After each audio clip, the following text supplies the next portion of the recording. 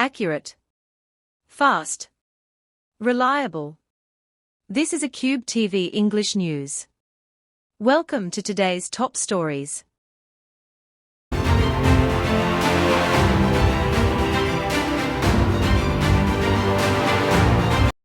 A fresh political controversy has erupted in Tamil Nadu following the arrest of former State Minister and MLA Anita Radhakrishnan. The arrest was made in connection with a case alleging that he made defamatory remarks against the Chief Minister. Following the dismissal of his anticipatory bail plea, police took Anita Radhakrishnan into custody. Reacting strongly to the development, DMK President Stalin condemned the arrest and accused the state government of misusing law enforcement for political purposes. In a statement shared on social media, Stalin described the action as a diversionary tactic by the government. He also alleged that the police were being used in a manner resembling a cinematic action operation, rather than focusing on maintaining law and order. Stalin further questioned why such urgency was shown in arresting an opposition legislator while, according to him, crimes such as murders, robberies, and offences against women continue to pose challenges in the state. He also asked why it was necessary to arrest an elected representative who was engaged in serving the people of his constituency. Concluding his statement, Stalin warned that arrogance leads to downfall, criticizing what he described as the government's approach to handling political dissent. The arrest has triggered sharp reactions from DMK leaders and supporters, intensifying the political debate in Tamil Nadu. Meanwhile, the legal proceedings in the case are expected to continue in the coming days. The Election Commission of India has announced the schedule for by-elections to 3 assembly constituencies in the states of Bihar, Madhya Pradesh, and Gujarat. However, no by-election has been announced for any vacant assembly constituency in Tamil Nadu, triggering fresh political discussions. The Commission's announcement has raised questions because several political parties in Tamil Nadu had been expecting the by-poll schedule to be released along with the other states. Following the announcement, political observers began speculating about the possible reasons for the delay. One of the issues being discussed is whether the Election Commission is waiting for further developments before announcing the Tamil Nadu by-poll schedule. There has also been political debate over allegations of possible horse trading, or attempts to influence legislators to change political allegiance. However, the Election Commission has not officially stated that this is the reason for not announcing the Tamil Nadu by-election. The absence of an announcement has also created uncertainty among MLAs who have already changed parties, or are reportedly considering switching political affiliations. Political analysts believe the Commission may announce the Tamil Nadu by-election schedule at a later stage after completing the necessary administrative and legal procedures. As of now, the Election Commission has not provided an official explanation for excluding Tamil Nadu from the latest by-election notification. Further clarification is expected in the coming days. The Tamil Nadu government has begun intensive preparations for its upcoming state budget, which is expected to be presented in the Legislative Assembly soon. As part of the budget preparation process, the government has initiated department-wise review meetings to assess the performance, financial requirements, and future plans of every government department. Senior ministers and top government officials are reviewing ongoing projects, evaluating the progress of existing schemes, and discussing proposals for new initiatives that could be included in the upcoming budget. The meetings are focusing on key sectors such as education, healthcare, agriculture, infrastructure, industry, employment, social welfare, rural development, and public services. Officials from each department are presenting detailed reports on their achievements, current expenditure, pending projects, and funding requirements. These discussions will help the government determine budget allocations and set priorities for the next financial year. The upcoming budget is expected to emphasize economic growth, infrastructure development, job creation, investment promotion, and the expansion of welfare schemes aimed at improving the quality of life for the people of Tamil Nadu.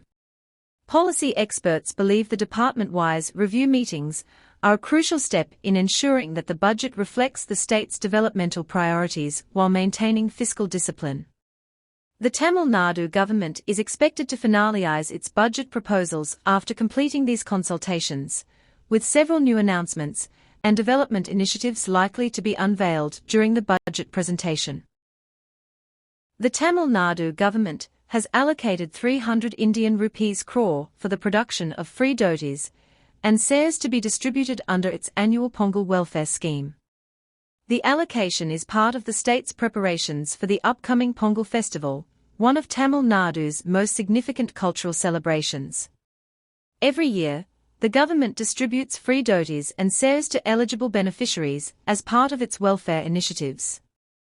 The newly sanctioned funds will be used to manufacture the required number of garments and ensure they are ready for distribution before the Pongal festival.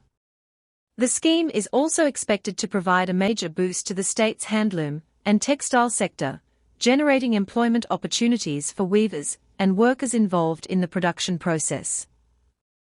Government officials have been instructed to oversee the manufacturing, quality control, and timely distribution of the garments so that beneficiaries receive them well ahead of the festival.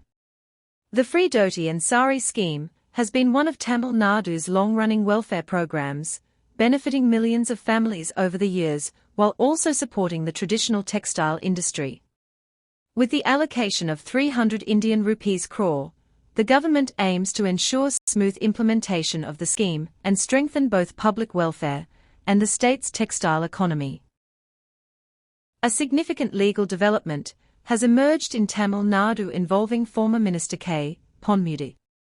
The Madras High Court has refused to quash a criminal complaint filed against Ponmudi over his alleged derogatory remarks made during a public speech. Ponmudi had approached the High Court seeking to set aside the complaint, arguing that the criminal proceedings should not continue against him. However, after hearing the case, the court declined to interfere at this stage. The complaint alleges that certain remarks made by the former minister during a public event were offensive and hurt the sentiments of sections of society. Based on these allegations, legal proceedings were initiated against him. While dismissing the petition, the High Court observed that the issues raised in the complaint require proper judicial examination and should be decided through the due process of law. The court did not express any opinion on whether the allegations are true or false. Instead, it clarified that the trial court should examine the evidence, hear both sides, and decide the case on its merits. With this order, the criminal complaint against former Minister Ponmudi will continue before the competent court. Both the complainant and the former minister will have the opportunity to present their arguments and evidence during the trial. The case has attracted considerable political attention in Tamil Nadu, with different political parties expressing varying opinions on the High Court's decision. As the matter is now before the trial court, further developments will depend on the outcome of the legal proceedings. A proposed mining project in Kanyakumari district has once again come under public scrutiny after the Tamil Nadu government extended the validity of the land reservation for the project. The extension has drawn objections from local residents, environmental groups, and several community organizations, who have expressed concern over the potential impact of the proposed mining activities. According to the protesters, the project could affect the region's fragile ecosystem, groundwater resources, agricultural land, and the livelihoods of local communities. They have urged the government to carefully examine the environmental and social consequences before allowing the project to proceed. Opponents of the project have also called for greater public consultation and transparency, emphasizing that the concerns of local residents should be taken into account during the decision-making process. On the other hand, supporters of the project argue that mining could contribute to economic development by attracting investment, creating employment opportunities, and supporting industrial growth in the region. As of now, the Tamil Nadu government has extended the validity of the land reservation for the project.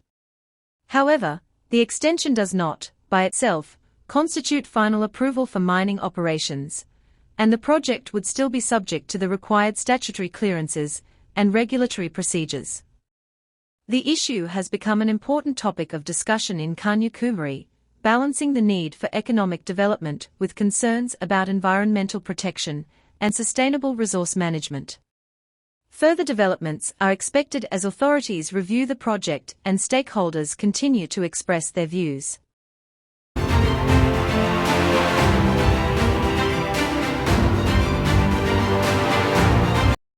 The annual India-Japan summit has successfully concluded, marking another important milestone in the strategic partnership between the two nations. Japanese Prime Minister Sanae Takaichi has departed for Japan after completing her official visit to India. During her visit, she held high-level bilateral talks with Indian Prime Minister Narendra Modi, focusing on strengthening cooperation across multiple sectors. The leaders discussed ways to expand collaboration in trade, investment, advanced technology, infrastructure development, defense, clean energy, and regional security. Both sides reaffirmed their commitment to further deepening the India-Japan special strategic and global partnership. Economic cooperation remained one of the key highlights of the summit. The two countries explored opportunities to increase Japanese investments in India, promote manufacturing, improve supply chain resilience, and accelerate joint projects in transportation and digital innovation. The leaders also reviewed progress on ongoing infrastructure initiatives and discussed new avenues for cooperation in emerging technologies, including artificial intelligence, semiconductors, and green energy solutions. Regional and global security issues were another major focus of the discussions. India and Japan reiterated their shared vision for a free, open, inclusive, and rules-based Indo-Pacific region, emphasizing the importance of peace, stability, and freedom of navigation. Following the successful conclusion of the summit, Prime Minister Sanae Takaichi departed for Japan, expressing confidence that the agreements and discussions would further strengthen the long-standing friendship and strategic partnership between the two countries. The annual summit once again highlighted the growing importance of India-Japan relations in shaping economic growth, technological innovation, and regional stability across the Indo-Pacific. India has announced an ambitious plan to establish 1,000 biogas production plants with the support and cooperation of Japan, marking a significant step toward strengthening the country's clean energy infrastructure. The initiative is expected to boost the production of compressed biogas, CBG, and other renewable energy sources by converting agricultural residue, livestock waste, and organic waste into clean fuel. The project forms part of the growing strategic partnership between India and Japan, with both countries working together to promote sustainable development, energy security, and environmental protection. In addition to the biogas initiative, India and Japan have agreed to expand cooperation and encourage investment across 17 key sectors. These sectors are expected to include manufacturing, clean energy, infrastructure, advanced technology, logistics, innovation, skill development, and industrial growth. Officials believe the initiative will help reduce dependence on fossil fuels, lower carbon emissions, improve waste management, and support India's transition toward a greener and more sustainable economy. The program is also expected to generate employment opportunities, particularly in rural areas, while providing farmers with additional sources of income by enabling the productive use of agricultural and organic waste. Experts say the collaboration reflects the deepening economic and technological partnership between India and Japan and is expected to contribute significantly to India's renewable energy goals and long-term economic development. The proposed investments across multiple sectors are also expected to strengthen bilateral trade, encourage innovation, and create new opportunities for businesses in both countries. Indian Prime Minister Narendra Modi is scheduled to visit New Zealand next week on an official visit aimed at strengthening the growing partnership between the two countries. The visit is expected to provide fresh momentum to India-New Zealand relations, with both nations looking to expand cooperation across several key sectors. During his visit, Prime Minister Modi is expected to hold high-level bilateral talks with New Zealand's Prime Minister. The discussions are likely to focus on trade, investment, defence cooperation, education, agriculture, technology, renewable energy, and regional security. Economic cooperation will be one of the key priorities.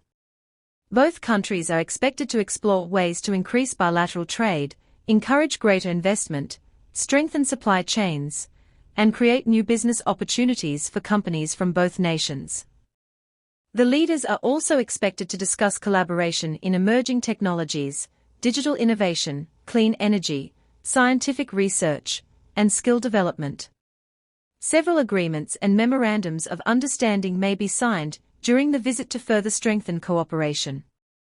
Regional and global issues are also likely to feature prominently in the discussions, particularly developments in the Indo-Pacific region and the importance of maintaining a free, open, stable, and rules-based international order. The visit will also highlight the strong people-to-people ties between India and New Zealand, including the valuable contributions of the Indian community living in New Zealand. Prime Minister Modi's visit is expected to further deepen diplomatic, economic, and strategic relations between the two countries while opening new avenues for cooperation in the years ahead.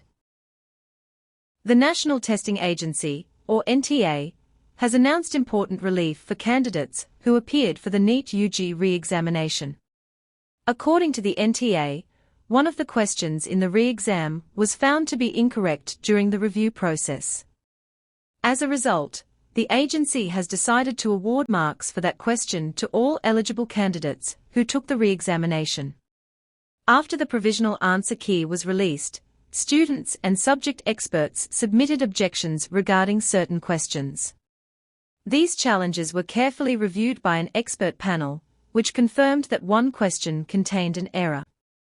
To ensure fairness and maintain the integrity of the evaluation process, the NTA has decided to grant bonus marks for the faulty question instead of allowing it to disadvantage any candidate. The final scores will be calculated based on the revised final answer key, which will incorporate the expert committee's recommendations. Candidates are advised to check only the official NTA announcements for updates regarding the final answer key and result declaration. The decision has been welcomed by students, as it ensures that no candidate is unfairly affected because of an error in the examination paper. The final NEET UG re-examination results are expected to be announced after the publication of the final answer key. A major change in the admission process for professional courses in India is currently under consideration. According to reports, authorities are exploring a proposal to give 50% weightage to Class 12 board examination marks, alongside scores obtained in national entrance examinations such as NEET and JEE. At present, admissions to many medical and engineering institutions are primarily based on performance in these national entrance examinations. The proposed reform aims to create a more balanced evaluation by considering both a student's performance in school board examinations and entrance tests. Supporters of the proposal believe that giving greater importance to Class 12 marks would encourage students to focus consistently on their school education rather than relying solely on entrance examination preparation. However, education experts have also pointed out that implementing such a system would require careful consideration because different education boards across the country follow varying evaluation standards. It is important to note that no final decision has been announced. The proposal is still under discussion, and consultations with education experts, state governments, examination authorities, and other stakeholders are expected before any policy is finalized. If implemented, the reform could significantly change the admission process for medical, engineering, and other professional courses, affecting millions of students across the country. Students and parents are therefore advised to continue following the existing admission guidelines until an official policy is announced by the concerned authorities.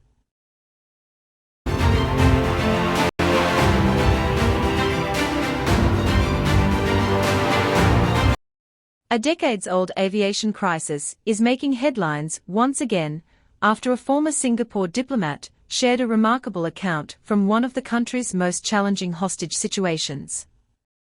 Former Singapore Ambassador Bilahari Kausikan recently recalled an incident from 1991 when a Singapore Airlines flight was hijacked by armed Pakistani terrorists shortly after taking off from Kuala Lumpur. According to Kausikan, Singapore urgently sought assistance from Pakistan because the hijackers were identified as Pakistani nationals. During the crisis, Singapore's leaders attempted to contact Pakistan's then Prime Minister, Benazir Bhutto, hoping for immediate cooperation. However, Kausikan claimed that when Singapore officials called the Prime Minister's office, they were reportedly told, "Madam is sleeping." He said the response reflected what he described as a lack of urgency during a life-threatening international crisis. The hijacking ended after Singapore's elite Special Operations Force launched a swift rescue mission. The commandos stormed the aircraft, rescued all the hostages, and neutralized the hijackers in a carefully planned operation that has since been regarded as one of the world's most successful counter-hijacking missions. Kausikan shared the story while criticizing the effectiveness of Pakistani political leadership during that period. His comments have attracted renewed public attention, particularly because they revisit a historic diplomatic episode involving aviation security, international cooperation, and crisis management. It is important to note that Kausikan's remarks reflect his personal recollection of the events. The reported phone conversation has resurfaced through his account, and the individuals involved are no longer in a position to respond. The incident serves as a reminder of how international cooperation, rapid decision-making, and well-trained security forces can play a crucial role during hostage crises and terrorist emergencies. The international spotlight is on Tehran, as Iran hosts the state funeral of its late supreme leader, Ayatollah Ali Khamenei. The ceremony is expected to become one of the largest diplomatic gatherings in the Middle East, bringing together leaders and senior representatives from around the world. Iran has invited delegations from more than 100 countries to attend the funeral. Many nations are sending presidents, prime ministers, foreign ministers, parliamentary leaders, and senior diplomats to pay their respects. Among the confirmed attendees is Pakistan's Prime Minister Shehbaz Sharif, who is leading his country's delegation to Tehran. Pakistan has described the visit as a gesture of solidarity and respect. Russia and China, two of Iran's closest strategic partners, are also sending high-level official delegations. Their participation reflects the strong diplomatic and economic ties both countries maintain with Iran. Several Middle Eastern nations are expected to be represented by senior government officials, while representatives from regional organizations and allied political movements are also participating in the ceremonies. India is being represented by an official delegation rather than Prime Minister Narendra Modi. The delegation reflects India's long-standing diplomatic relationship with Iran and its commitment to maintaining regional engagement. The funeral ceremonies are expected to attract millions of mourners from across Iran. Authorities have implemented extensive security measures to manage the large crowds and ensure the smooth conduct of the events. Beyond being a national moment of mourning, the funeral has become a significant diplomatic event. It provides an opportunity for world leaders and government representatives to express condolences, hold informal discussions, and reaffirm bilateral relations with Iran during a period of heightened geopolitical attention. As leaders from across Asia, the Middle East, and other parts of the world gather in Tehran, the event underscores Iran's continuing importance in regional and international affairs.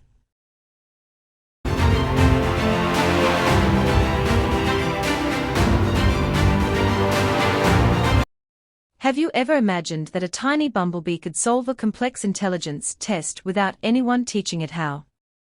In a remarkable scientific breakthrough, researchers have discovered that bumblebees are far more intelligent than previously believed. During a carefully designed experiment, scientists placed a sweet reward in a location that could only be reached by performing a specific task. Instead of relying on instinct or waiting to be shown the correct method, the bumblebees surprised everyone. They independently invented a completely new strategy to access the hidden reward. Even more astonishing, they succeeded without any prior training or demonstration. This unexpected behavior amazed researchers because the test was originally designed to measure problem-solving abilities and cognitive flexibility. The bees not only solved the challenge, but also adapted their actions when faced with an unfamiliar situation. Scientists say this finding provides strong evidence that bumblebees possess advanced learning skills, innovation, and the ability to think beyond simple instinctive behavior. Their tiny brains, containing fewer than 1 million neurons, are capable of remarkable decision-making and creative problem-solving. The discovery adds to a growing body of research showing that insects can display sophisticated intelligence once thought to exist only in larger animals such as birds, dolphins, and primates. Beyond changing our understanding of insect behavior, this research could also inspire future developments in robotics and artificial intelligence, where engineers often look to nature for efficient problem-solving strategies. The next time you see a bumblebee buzzing among flowers, remember that you're looking at one of nature's smallest yet surprisingly intelligent problem solvers. Sometimes, extraordinary intelligence comes in the tiniest of packages. Imagine being able to stop life-threatening bleeding in just 1 second. What once sounded like science fiction is now becoming a remarkable medical reality. Researchers at the Korea Advanced Institute of Science and Technology, or KAIST, have developed an innovative spray-on powder that can rapidly control severe bleeding by forming a strong protective gel over wound almost instantly. When the powder is sprayed onto an injured area, it reacts immediately to create a durable gel barrier.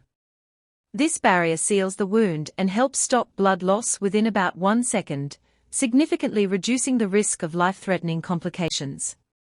One of the biggest advantages of this technology is its ability to work on deep, irregular, and complex wounds. Traditional hemostatic dressings and powders often struggle to completely cover such injuries, but the new spray conforms to the shape of the wound, providing fast and effective bleeding control. According to the researchers, the gel remains securely attached to the wound, helping maintain stability until the patient can receive advanced medical treatment. This could be especially valuable during road accidents, industrial injuries, military operations, disaster response, and other emergency situations where every second counts.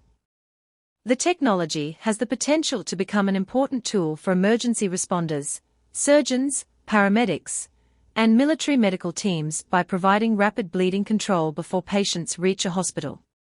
While further testing and regulatory approval are still required before widespread clinical use, the early research demonstrates enormous promise. Experts believe this innovation could significantly improve survival rates by preventing excessive blood loss during the critical first moments after an injury. This breakthrough is another example of how advanced biomedical engineering is transforming emergency healthcare, offering faster, safer, and more effective ways to save lives. Thank you for watching ACubeTV English News, your trusted source for accurate, balanced, and reliable updates. If you found this video informative, don't forget to like, share, and subscribe to stay connected with us. Your trust is our commitment. Stay informed, stay ahead. We'll be back tomorrow with more important stories. Until then, take care and have a great day, youth.